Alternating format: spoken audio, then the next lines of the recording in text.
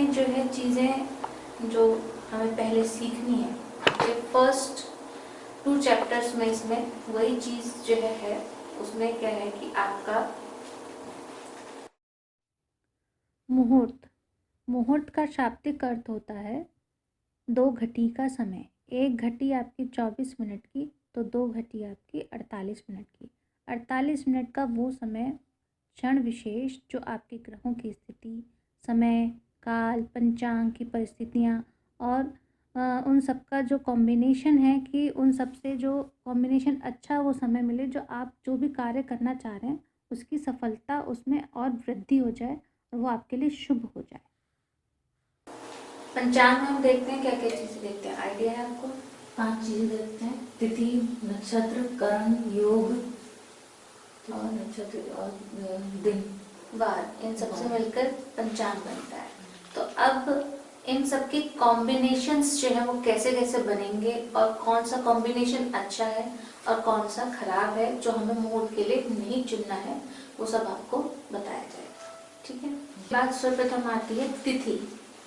तिथि का ज्ञान कैसे करना है। ठीक है। तिथि कितनी होती है हमारी, हम चंद्रमा के उससे बात कर रहे हैं यहाँ पे, हम अपना जो इंग्लिश जो कैलेंडर है उसके उसमें संदर्भ में कोई बात नहीं कर रहे हैं। जो हमारे चंद्रमा की जो चेंजिंग है उसके हिसाब से जो है हम तिथियों का ज्ञान देते हैं। ठीक है। 365 दिन का आपका एक वर्ष हो गया और उसमें 12 महीने हो गए और उसमें हम जो है लेते हैं आपके 30 दिन का जो है जो महीना लेते हैं हम 30 दिन का लेते हैं। ठीक है। क्यों? चंद्रमा की पोजीशन से चंद्रमा जो है 30 दिन में एक महीना कंप्लीट करता है। ठीक है। तो उस हिसाब से हम इसको लेते हैं। तो हमारे कहने के लिए तो 30 दिन हो गए, पर तिथियां कितनी है हमारी? 15। 1 से 15, फिर 1 से 15, फिर 1 से 15 होती है। ठीक है। हम चंद्रमास की बात कर रहे हैं यहाँ पे।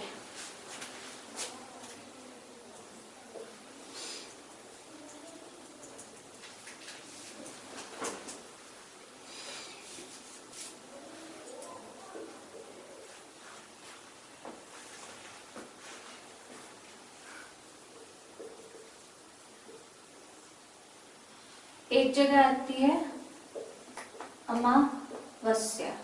ठीक है। एक जगह आती है हमारी पूर्णिमा। पूर्णिमा आती है। ठीक है। अमावस्या हमारी बीच में पड़ती है और पूर्णिमा हमारा एंड होता है। ठीक है। तो जो हमारा मंत्र चलता है पूर्णिमा से पूर्णिमा चलता है।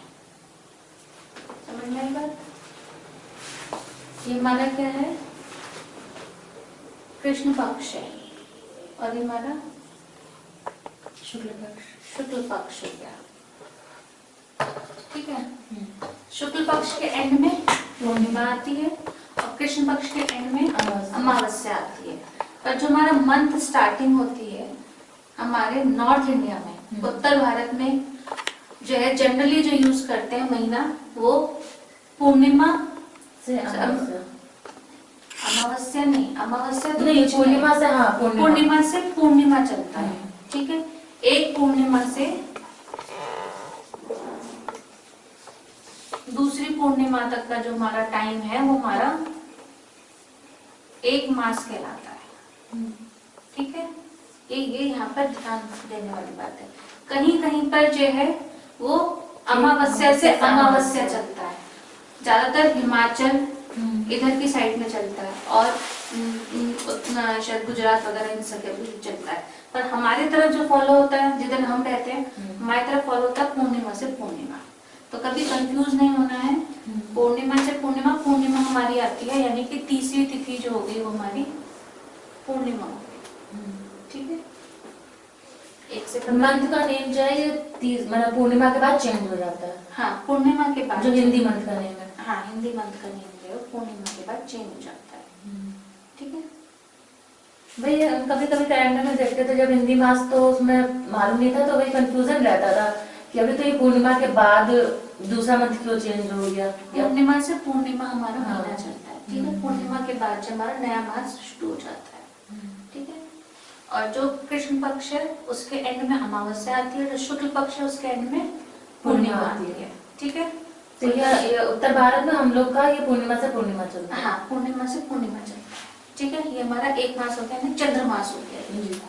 ठीक है, इसे चंद्रमास भी कहते हैं। ठीक है,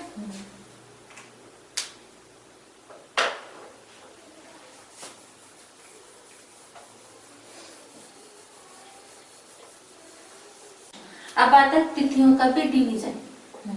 ठीक है, तिथियों का डिवीजन कैसे होता है, हम यहाँ पे सिर्फ 1 से 15 की ही बात करेंगे। ठीक है,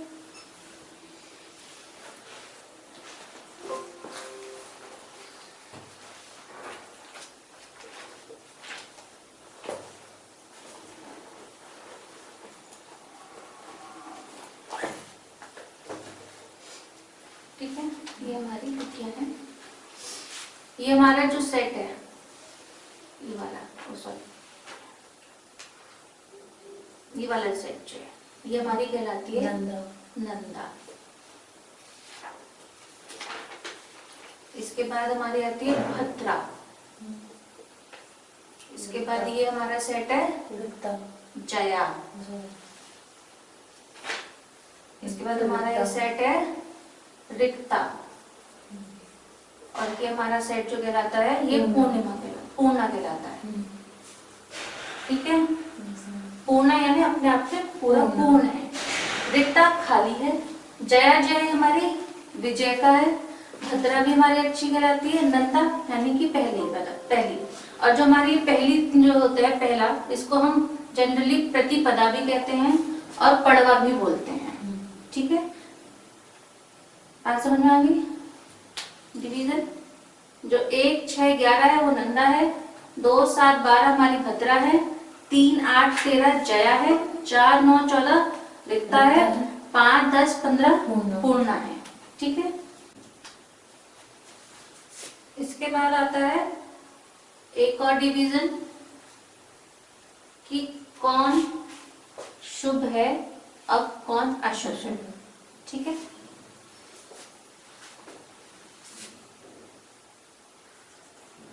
जब हम शुक्ल पक्ष की बात कर रहे हैं, एक हमारी तरफ हो गया शुक्ल पक्ष, एक हमारा हो गया कृष्ण पक्ष। ठीक है, शुक्ल पक्ष हम यहाँ पे मून चंद्रमा है उसकी रोशनी वो दिखता है आसमान में, उसके हिसाब से उसकी बल की बात कर रहे हैं कि चंद्रमा में बल है कितना, बल दिखेगा तो बल है, नहीं दिखेगा तो बल नहीं है। तो उस हिसाब से हम कृष्ण पक्ष से चलते हैं। ठीक है, यहाँ पे हमारी क्या है अमावस्या और यहाँ पे हमारी क्या है पूर्णिमा है। ठीक है, तो क्या हो रहा है, किधर भी ले लो आप, जब अमावस्या है आई है, अमावस्या के बाद क्या है, चंद्रमा आसमान में नहीं दिखता। ठीक है, तो जब शुक्ल पक्ष लग गया है तो उसके बाद भी हमारे को चंद्रमा एकदम से विजिबल नहीं होता। ठीक है, तो शुक्ल पक्ष के जो पहले 5 दिन है वो अशुभ है।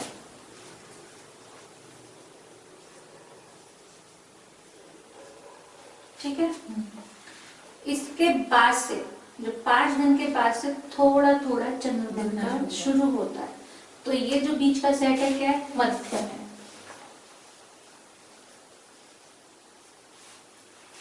और जो ये वाला सेट है यहाँ पर हमें चंद्रमा पूरी तरीके से विजिबल है, तो ये शुभ है।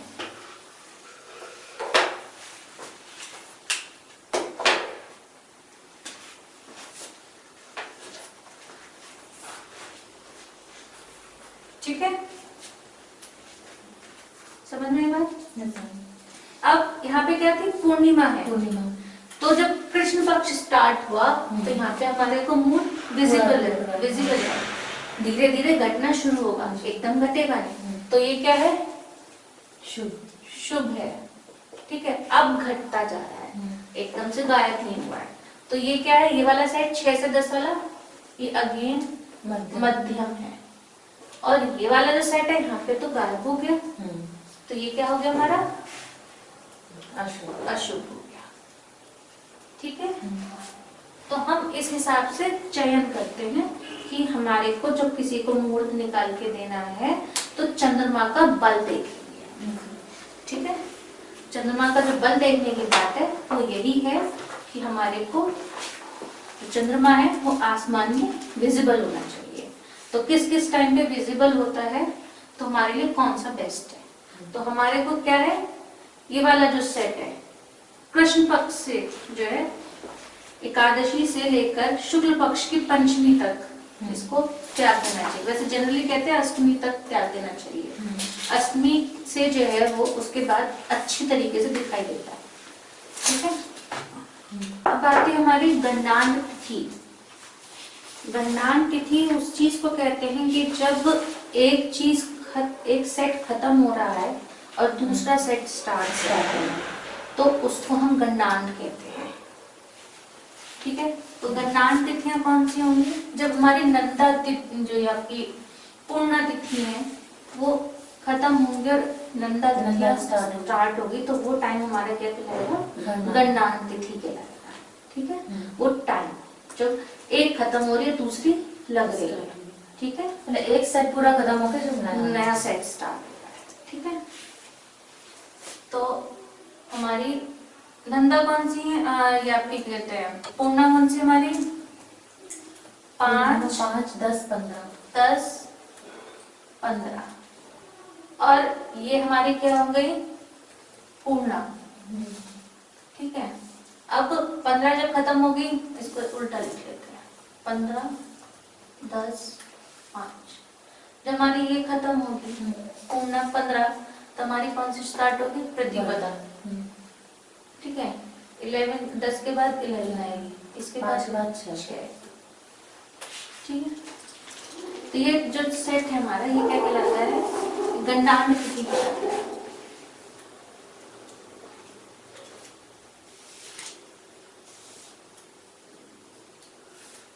ठीक है, तो ये टाइम जो है ये अशुभ कहलाता है।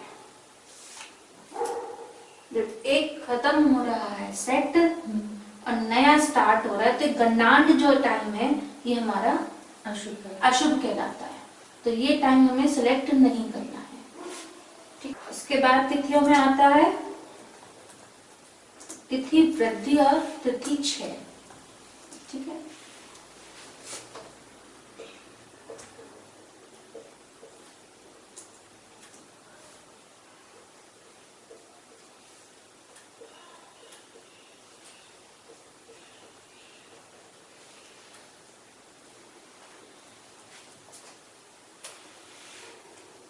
तिथि वृद्धि और तिथि क्षय जो है, तिथि निकालने का फॉर्मूला तो आप लोगों को मालूम है पंचांग में, तो हमें उससे पता चलता है कि तिथि आज की कौन सी और कितने टाइम तक के लिए वो रहेगी, अवेलेबल है। इसके बाद आता है जब सूर्योदय होता है, सूर्योदय के टाइम पे जो हमें तिथि उदित मिल रही है वही हमारी उस दिन की तिथि है। अब मान लीजिए तिथि वृद्धि में आज भी अष्टमी है और कल जब हमने देखा तो भी अष्टमी है, पर उसमें क्या प्रॉब्लम है कि अष्टमी जो है वो कुछ समय के लिए लगी हुई है, उसके बाद नवमी स्टार्ट हो गई और नवमी स्टार्ट होने पर वो तो ये हमारा क्या हो गया, 2 दिन हमें मिल गई है, तो ये हमारी क्या हो गई, तिथि वृद्धि हो गई। अब आते हैं तिथि क्षय पर।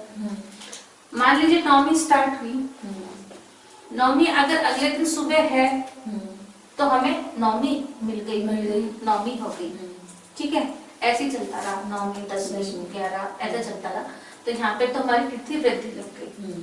अब आते हैं कि आज तो जब हम तिथि हमने देखा तो आज तो अष्टमी है, जब कल सूर्योदय हुआ तो उस टाइम पे हमें मिल रही है दसवीं। क्या हुआ कि सूर्योदय के टाइम पे तो अष्टमी थी, पर कुछ समय के लिए थी, सूर्योदय के टाइम पे थी, 1 घंटे के लिए थी, 2 घंटे के लिए थी, उसके बाद नौमी लग गई।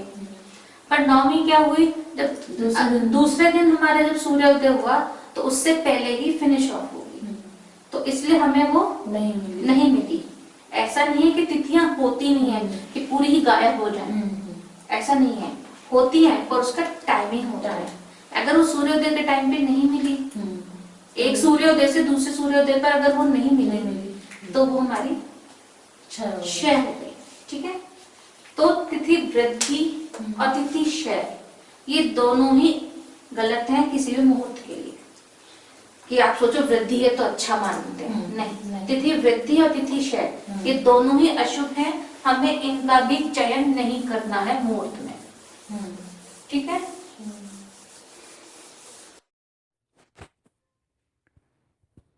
Page number 6, table number 2.2। इसमें आपकी तिथियां, चंद्रमा की तिथियां 1 से 15 तक, उसका स्वभाव और स्वामी दे रखा है। जिस हिसाब से आपकी तिथियों का जो स्वभाव है और जो स्वामी है, जो जिस प्रकार का आपको कार्य करना है उनका चयन उसी प्रकार के कार्यों के लिए करते हैं। और जिस तिथि पर जिसका उस ईष्ट जो उसका स्वामी दे रखे तो उसका प्राण प्रतिष्ठा है, उसके अगर ईष्ट हैं तो उनकी पूजा भी उसी के अनुरूप ही करते हैं। इसके बाद आते हैं आपके पर्व तिथियाँ। पर्व तिथियाँ जो कृष्ण अष्टमी है, चतुर्दशी, अमावस्या और हर महीने की संक्रांति, ये जो है आपकी पर्व तिथियाँ कहलाती हैं। ये सभी प्रकार के जो आपके शुभ कार्य हैं उसमें त्याग्य है। संक्रांति वगैरह का जो तिथियाँ होती हैं उस पे आप दान वगैरह इस टाइप के कार्य, जो सामाजिक कार्य जो हैं वो हवन वगैरह उस टाइप से कर सकते हैं, पर अपने पर्सनल उसमें इसको यूज़ नहीं करते हैं। इसके बाद आते हैं आप गलग्रह तिथियाँ। कृष्ण पक्ष की चतुर्थी सभी यानी कि दोनों पक्षों की 1, 7, 8, 9, 13, 14, 15 तिथियाँ ये गलग्रह तिथियाँ कहलाती हैं। इसके बाद आती हैं प्रदोष तिथियाँ। प्रदोष तिथियाँ वो होती हैं अगर महीने की 12वीं तिथि है और वो अर्धरात्रि से पहले समाप्त हो जाए तो ये प्रदोष में आती है। इसी प्रकार छठी रात्रि के 1/5 जो प्रहर है उससे पहले ख़त्म हो जाए तो आपकी जो है ये प्रदोष में आती है।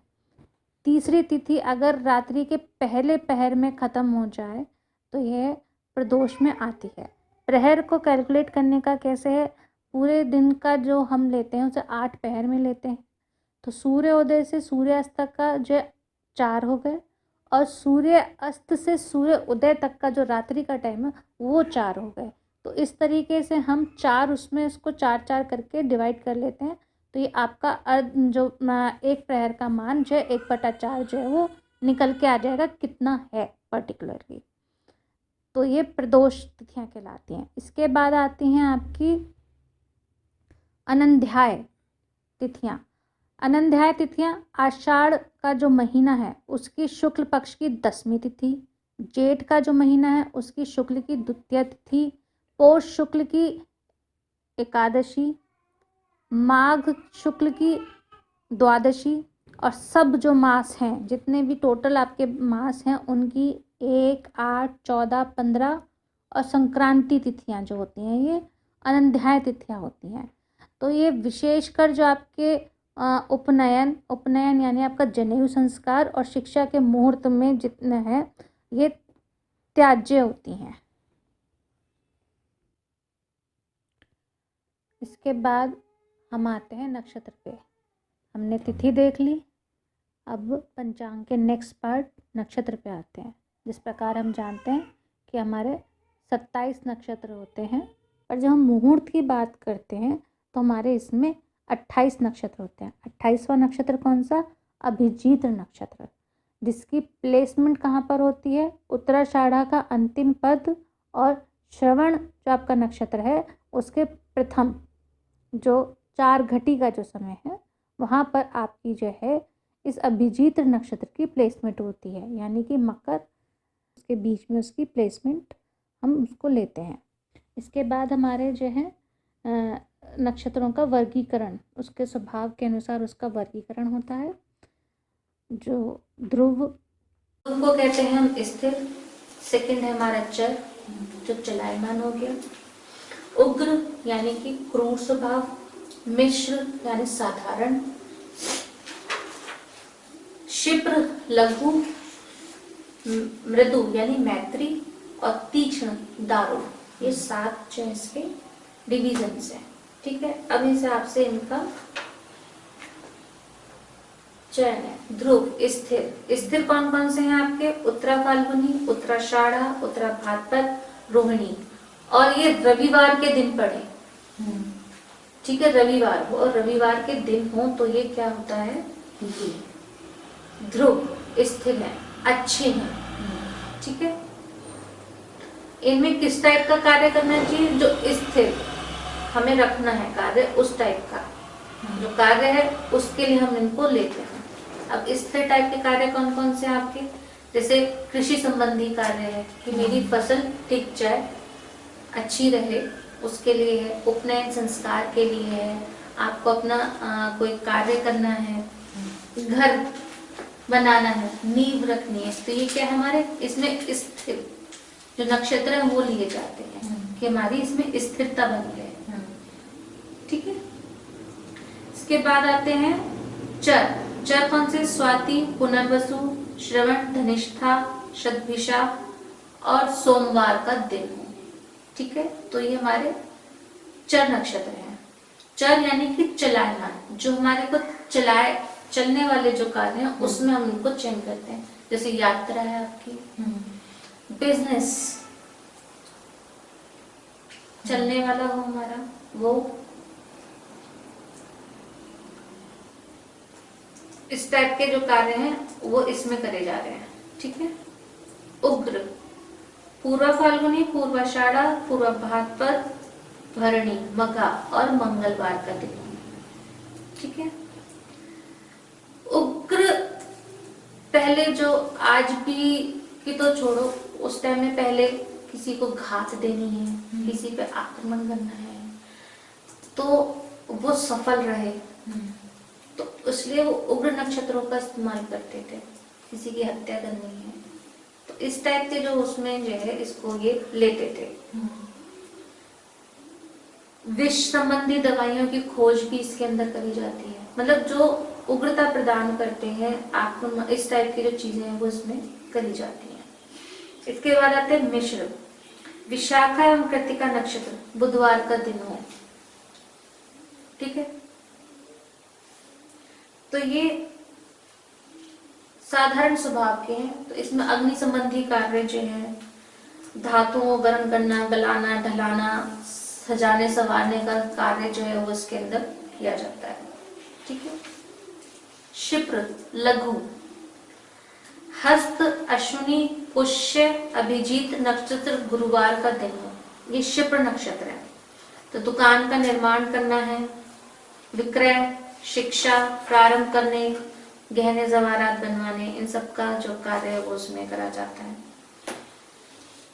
जो आपके चल वाले जो नक्षत्र हैं वो भी इसी में क्षिप्र वाले टाइप के कार्य जो है उसमें भी यूज हो सकते हैं, और जो चल वाले कार्य होते हैं उसमें क्षिप्र जो है वो भी लिया जा सकता है। इन दोनों को कार्य में लिया जा सकता है। ठीक है, मृदु, मैत्र नक्षत्र, इन्हें मैत्र नक्षत्र भी बोलते हैं, मृदु नक्षत्र भी बोलते हैं। ठीक है, मृगशिरा, रेवती, चित्रा, अनुराधा नक्षत्र, और शुक्रवार का दिन हो तो मृदु नक्षत्र है। मतलब इनकी ये जो नक्षत्र है ये है तो इनके नाम यही, पर अगर इनके साथ में दिन भी पड़ जाते हैं तो इनकी क्वालिटीज बढ़ जाती है, इस तरह की हो जाती है। हाँ, ठीक है। आगे आप जब पढ़ेंगे, जब भी आपसे बात करेंगे कि भी इसमें हमें लघु नक्षत्र लेना चाहिए, स्थिर लेना चाहिए, क्षिप्र लेना चाहिए, तो हम इन नक्षत्रों की बात करें, इसमें हम साथ में वार नहीं जोड़ेंगे। ठीक है, क्योंकि वार जरूरी नहीं है कि मिल जाए आपको। हम यहाँ पे बता रहे हैं कि ये दिन पड़ जाता है साथ में कॉम्बिनेशन, तो अच्छा रहता है। ठीक है, ये भी बहुत अच्छे होते हैं। स्थिर टाइप के जो कार्य हैं वो भी कार्य इस मृदु नक्षत्र में करे जा सकते हैं। ठीक है, क्योंकि जैसे मान लीजिए कोई कार्य करना है उसमें हम, क्योंकि आपको स्थिर क्या दे रखे हैं, 4 नक्षत्र दे रखे हैं। अब उन्होंने कहा कि स्थिर में ये करे जाते हैं, आप सोच रहे हो कि 4 नक्षत्र नहीं मिल रहे हैं, क्योंकि जो नेक्स्ट टाइम बार आएगी तो वो वही 25 पिछले दिन बाद आएगा। तो उसमें क्या है कि फिर हम ये भी मृदु नक्षत्र जो है साथ में ले लेते हैं, कि हमारे पास और बढ़ गए हैं, 4 और आ गए, तो हम इसमें हमारे पास हो गए, तो हम इसमें से भी देख सकते हैं। ठीक है, तीक्ष्ण, तीक्ष्ण यानी कि दारुण, मूल, ज्येष्ठा, आद्रा, अश्लेषा, ये 4 नक्षत्र जो है शनि के नक्षत्र हैं और ये तीक्ष्ण दारुण कहलाते हैं। तंत्र मंत्र की क्रिया करनी है, काला जादू करना है, किसी को आघात पहुंचाना है, मृत्यु तुल्य कष्ट देना है, या हठ योग करना है, किसी को हठ योग टाइप की अपने कार्य करना है, तो उसके लिए ये नक्षत्र का चयन होता है। ठीक, शुभ कार्यों में अच्छा नहीं है। ठीक है,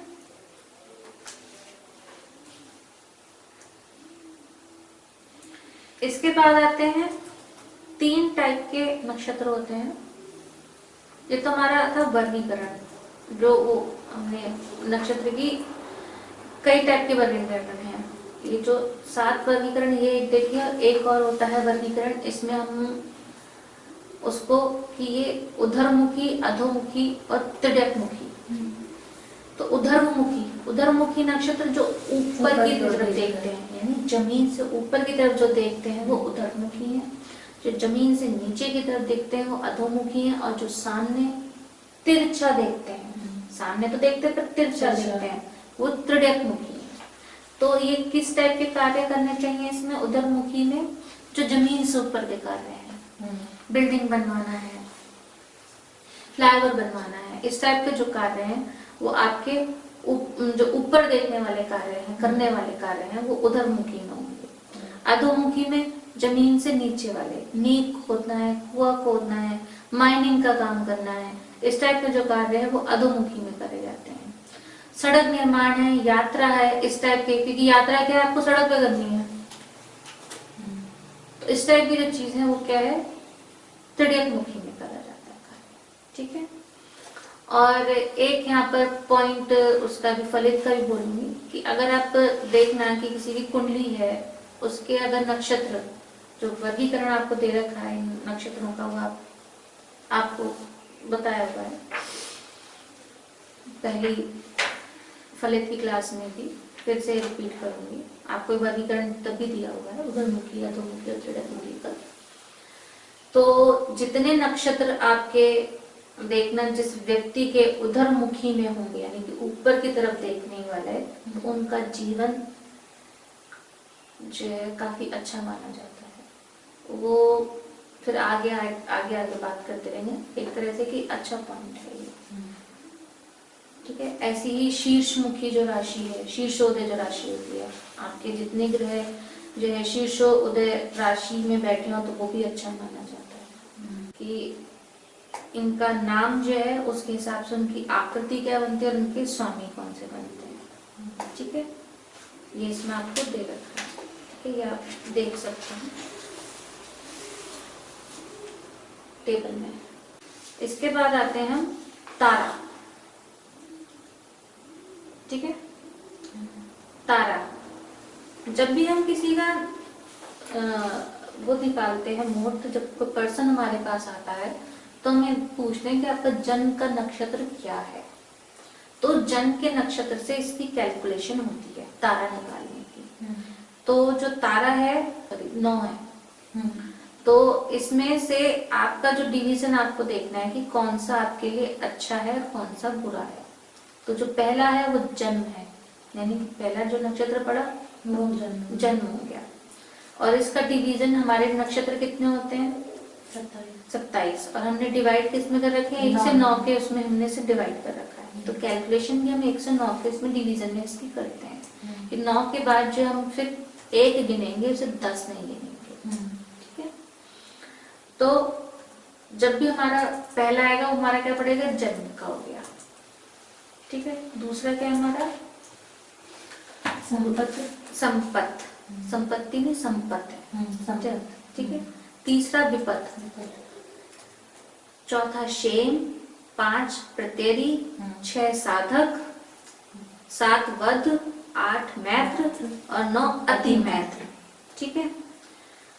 तो आपका इसमें जो हमें त्यागने योग्य है वो कौन सा है, 3, 5, 7 जो हमारे त्यागने हैं। अच्छे कौन से हैं, 1, 2, 4, 6, 8, 9 भी अच्छा है। पर जनरली हम जो है अपने जब मुहूर्त में बात करते हैं तो हम जन्म का और अति मैत्र 1 और 9 को कंसीडर नहीं करते, सोचते हैं कि जितना हो सके इसे त्याग दें। तो 2, 4, 6, 8 ये हम लेते हैं। तो हमें जन्म के नक्षत्र से कैलकुलेट करना है कि कौन कौन सा जो हमारा नक्षत्र है वो हमारे से दूसरा, चौथा, छठा, 8वां बैठ रहा है। तो उस हिसाब से फिर हम उसको मुहूर्त के अपने उसमें टेबल में देते हैं कि भी हमें बताया कि ये तिथि अच्छी है। अभी तक आपने देखा तिथियां कौन सी हैं अच्छी, कि रिक्ता तिथि नहीं होनी चाहिए, और भी कोई तिथि, गंडान तिथि, मतलब जो भी आपको हमने बताई है वो तिथि आपने उसमें तिथि सेट कर ली। किस कार्य को करना है, किस टाइप का कार्य करना है, तो उस हिसाब से आपने नक्षत्र चूज करा, ठीक है। अब नक्षत्र आपके हिसाब से आपको सुटेबल है या नहीं है वो आप चेक करोगे। तारा शुद्धि इसे कहते हैं, तारा शुद्धि, ठीक है। तो तारा शुद्धि हमें हमेशा चेक करनी है। चंद्रमा का बल देखना है और तारा शुद्धि, ये बहुत इंपॉर्टेंट है कि हमें तारा शुद्धि हर एक उसमें देखनी ही है, कि हमें चेक करना है कि वो हमारा नक्षत्र जो हमने सेलेक्ट करा है वो हमसे 2, 4, 6, 8 ये ध्यान रखो होना चाहिए, ठीक है। ओके, तो बात समझ में आ गई।